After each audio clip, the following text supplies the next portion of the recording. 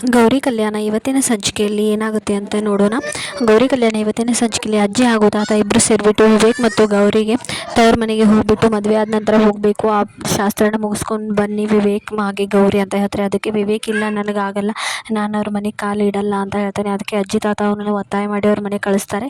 ಈ ಕಡೆ ಕಾಂತಲಕ್ಷ್ಮಿ ಕೂಡ ಅವ್ರು ಬರ್ತಾರೆ ಅಂತ ಎಲ್ಲ ರೆಡಿ ಮಾಡ್ಕೊಂಡಿರ್ತಾಳೆ. ಹಾಗೆ ಅವರಿಬ್ಬರು ಹೋಗ್ತಾರೆ. ಹೋಗಿದ ತಕ್ಷಣ ಅವರನ್ನು ನೋಡಿಬಿಟ್ಟು ಕಾಂತಲಕ್ಷ್ಮಿ ತುಂಬ ಖುಷಿ ಪಡ್ತಾಳೆ. ಅಳಿಯಂದರೆ ನೀವು ಬಂದ್ರೆ ನನಗೆ ತುಂಬ ಖುಷಿ ಆಯಿತು, ಬಡವ್ರ ಮನೆಗೆ ಭಾಗ್ಯ ಬಂದಂಗೆ ಆಯಿತು, ಬನ್ನಿ ಅಳಿಯಂದರೆ ಬನ್ನಿ ಅಂತ ಹೇಳ್ತಾಳೆ. ಹಾಗೆ ಆರತಿ ತಟ್ಟೆ ತರ್ತೀನಿ ನಿಂತ್ಕೊಳ್ಳಿ ಅಲ್ಲೇ ಅಂತ ಹೇಳ್ಬಿಟ್ಟು ಆರತಿ ತಟ್ಟೆ ತಂದುಬಿಟ್ಟು ಇಬ್ಬರಿಗೂ ಆರತಿ ಮಾಡಿಬಿಟ್ಟು ಒಳಗೆ ಕರೀತಾಳೆ. ನೀವು ಬಂದಿದ್ದೀರಾ ಅಂದರೆ ನಂಬಕ್ಕೆ ಆಗ್ತಿಲ್ಲ, ಚಿನ್ಮಯೂರು ನಿಜವಾಗ್ಲೂ ಬಂದಿದ್ದಾರೆ ಅಥವಾ ನನ್ನ ಕನಸ ಅಂತ ಚಿನ್ಮಯ್ ಕೇಳ್ತಾ. ಇಲ್ಲ ಅಮ್ಮ, ಅಕ್ಕ ಮತ್ತು ಭಾವ ನಿಜವಾಗ್ಲೂ ಬಂದಿದ್ದಾರೆ ಅಂತ ಚಿನ್ಮಯ್ ಹೇಳ್ತಾಳೆ. ಹಾಗೆ ಈ ಕಡೆ ಇನ್ನು ನಾವು ಬರಬಾರ್ದಿತ್ತ, ಹಾಗಾದರೆ ಹೋಗ್ತೀವಿ ಬಿಡಿ ಅಂತ ವಿವೇಕ್ ಹೇಳ್ತಾರೆ. ಇಲ್ಲ ಇಲ್ಲ ಬನ್ನಿ ಅಳಿಯಂದರೆ ಅಂತ ಹೇಳ್ತಾರೆ. ಆನಂತರ ಅವರಿಬ್ಬರು ಒಳಗಡೆ ಬರ್ತಾರೆ. ಒಳಗಡೆ ಬಂದ ತಕ್ಷಣ ಅಳಿಯಂದರೆ ನೀವು ಬಂದಿದ್ದು ನನಗಂತೂ ತುಂಬಾ ಖುಷಿ ಆಯಿತು, ನೀವು ಬರಲ್ವೇನೋ ಅಂತ ಅಂದ್ಕೊಂಡ್ಬಿಟ್ಟಿದ್ದೆ, ನಾವು ಮಾಡಿದ್ದೆಲ್ಲನೂ ಮರೆತುಬಿಟ್ಟು ನೀವು ನಮ್ಮ ಮನೆಗೆ ಬಂದಿದ್ದು ನನಗೆ ತುಂಬಾ ಖುಷಿಯಾಗಿದೆ ಅಳಿಯಂದರೆ, ನೀವು ಬರಲ್ವೇನೋ ಅಂತ ಅಂದ್ಕೊಂಡ್ಬಿಟ್ಟಿದ್ದೆ ಅಳಿಯಂದರೆ ಅಂತ ಕಾಂತಲಕ್ಷ್ಮಿ ಹೇಳ್ತಾಳೆ. ಹಾಗಾದರೆ ನಾವು ಬರಬಾರ್ದಿತ್ತೇನೋ, ನಿಮ್ಮ ಮನಸ್ಸಲ್ಲಿ ಇನ್ನೂ ಏನೇನಿತ್ತು ಏನು ಅಂತ ವಿವೇಕ್ ಹೇಳ್ತಾನೆ.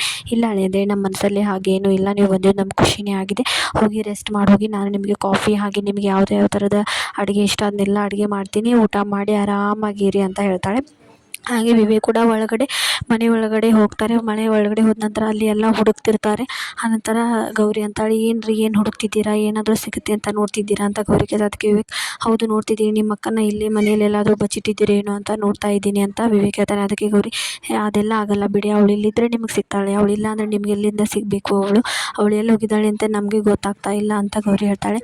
ಹಾಗಾದರೆ ನಾವು ಇಲ್ಲಿಗೆ ಬರೋದನ್ನು ಮೊದಲೇ ಹೇಳ್ಬಿಟ್ಟು ಅವಳನ್ನ ಇಲ್ಲಿಂದ ಕಳಿಸ್ಬಿಟ್ಟಿದೀಯಾ, ತುಂಬ ಚಾಲಾಕಿ ಇದ್ದೀನಿ ನೀನು, ಅವಳು ಎಲ್ಲ ಸತ್ಯವನ್ನು ಹೇಳ್ಬಿಡ್ತಾಳೆ, ನಿನ್ನ ದೊಡ್ಡ ಮನೆಯಿಂದ ಹೊರಗೆ ಹಾಕ್ಬಿಡ್ತೀವಿ ಅಂತ ಅವಳನ್ನ ಎಲ್ಲ ಕಳಿಸಿದೆಯೋ ಹೇಗೋ ಏನೋ ಅಂತ ವಿವೇಕ್ ಹೇಳ್ತಾನೆ. ಅದಕ್ಕೆ ನಾನು ಅಂಥವಳೆಲ್ಲ, ನನ್ನ ಮೇಲೆ ಸಂಶಯ ಪಡೋದು ಬಿಟ್ಟು 2 ದಿನ ಆರಾಮಾಗಿರೋಕ್ಕೆ ಬಿಟ್ಬಿಡಿ ನನ್ನ ಅಂತ ಗೌರಿ ಹೇಳ್ತಾಳೆ. ಆನಂತರ ಈ ಕಡೆ ಕಾಂತಲಕ್ಷ್ಮಿ ಬಗೆಯಾದ ಅಡಿಗೆ ತಿಂಡಿ ತಿನಿಸುಗಳನ್ನು ಮಾಡಿ ವಿವೇಕ್ ಅವರಿಗೆ ಬಡಿಸ್ತಾಳೆ. ಆನಂತರ ಅವರು ಊಟ ಮಾಡ್ತಾರೆ. ಅಳಿಯಂದರೆ ನಿಮಗೆ ಮತ್ತೆ ಏನಾದರೂ ಬೇಕಾದರೆ ಹೇಳಿ, ಸಂಕೋಚ ಪಟ್ಕೋಬೇಡಿ, ಹೊಟ್ಟೆ ತುಂಬ ಊಟ ಮಾಡಿ, ಆದರೆ ನಿಮ್ಮ ಮನೆಯಲ್ಲಿದ್ದ ಹಾಗೆ ಇಲ್ಲಿ ಸ್ವಲ್ಪ ವ್ಯವಸ್ಥೆ ಇಲ್ಲ, ಆದರೂ ಕೂಡ ಅಡ್ಜಸ್ಟ್ ಮಾಡ್ಕೊಳ್ಳಿ ಅಳಿಯಂದರೆ ಅಂತ ಕಾಂತಲಕ್ಷ್ಮಿ ಹೇಳ್ತಾ. ಅದಕ್ಕೆ ವಿವೇಕ್ ಅವರು ಗೋಣ್ ಅಲ್ಲಾಡಿಸ್ತಾ ಸುಮ್ಮನೆ ಊಟ ಮಾಡ್ತಾರೆ.